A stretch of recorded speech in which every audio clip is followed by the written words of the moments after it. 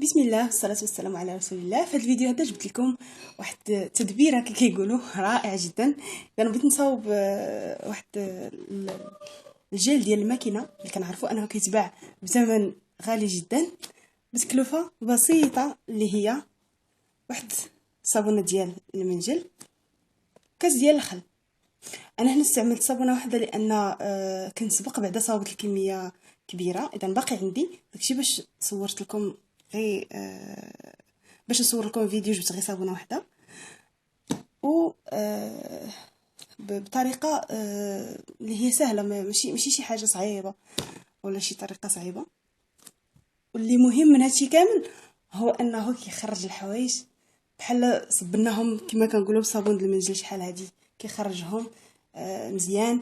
والخل هنايا كيدير بحال الدور ديال منعم الاقمشه، يعني الحوايج كيخرجوا رطب وما قاصحينش، وفي نفس الوقت كيحافظ على الماكينه من الكالكال.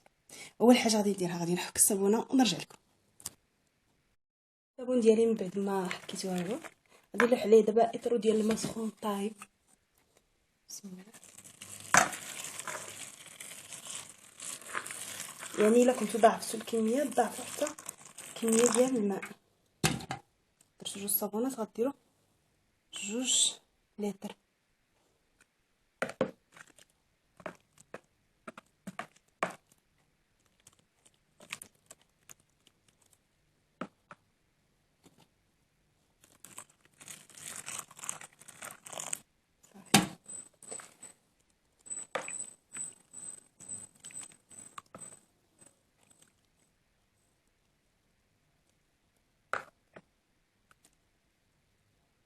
نخليه حتى يبرد ونرجع لكم. ها هو الخليط ديالي برد. دابا غادي نلوحو في مولينيكس.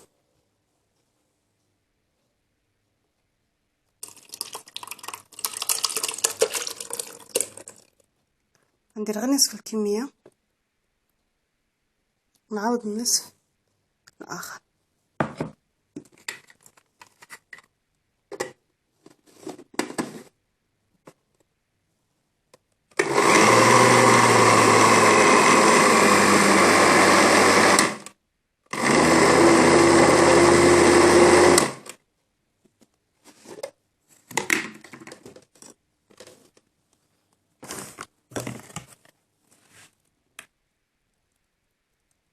حنا طحنت واحد نصف الكميه، غنطحن النصف الثاني ونرجع لكم. ها هو الخليط ديالي من بعد ما طحنته كما كتلاحظوا راه قاصح. دابا غادي نعاود نسخن واحد اطرو ديال الماء،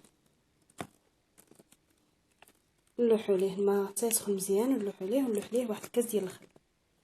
انا غنجيب الماء ونرجع.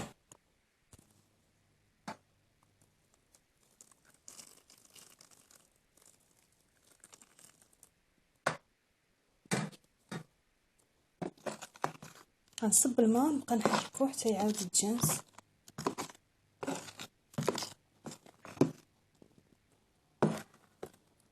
الا ما بغاش يتجانس جاكم صعيب كنصحكم ما تحركوش بزاف باش ما يديرش هذا الرغوه. انا بدا كيدير عندي الرغوه هنا. غنخليه حتى يبرد، وهو راسو غادي يكون راه غادي يكون جاهز. دابا في هذه المرحله غادي نلوح واحد الكاس ديال الخل. نعمر كاس الخل وغنلوحو هنايا.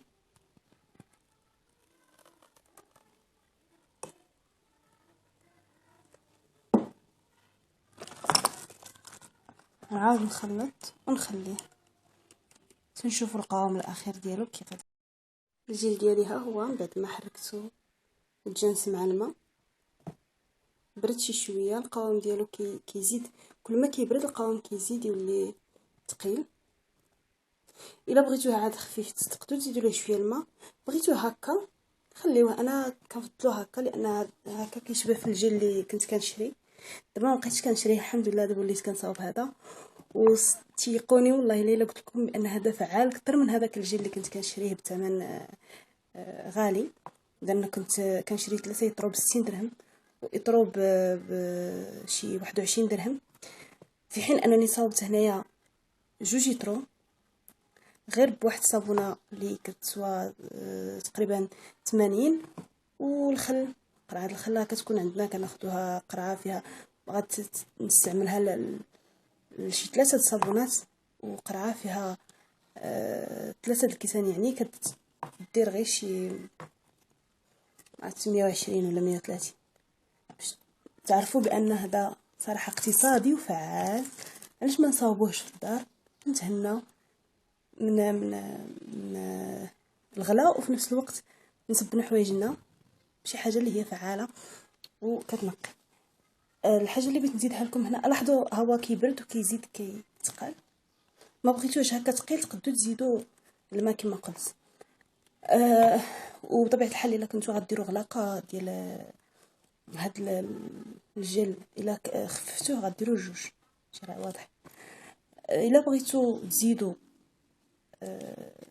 عطر على هاد الاخر تقدروا تستعملوا شي منعم اقمشه، تاخذوا واحد الغلاقه ديال منعم الاقمشه وتلوحوها فيه فاش تكونوا كتصاوبوا، وهنا غادي يبقى يعطيكم رائحه زوينه. ولا كان عندكم شي زيوت اساس لا لقيتوهم في السوق، انا ما لقيتهمش، خذوا زيت الاساس ديال الحامض ولا الخزامه ولا اي ريحه كتعجبكم وزيدوها لهذا، غادي يكون جيل تنظيف وفي نفس الوقت منعم اقمشه. كنتمنى انكم ان الفيديو يكون عجبكم، انكم تشاركوا معايا في القناه وتتابعوا الفيديوهات القادمه ان شاء الله.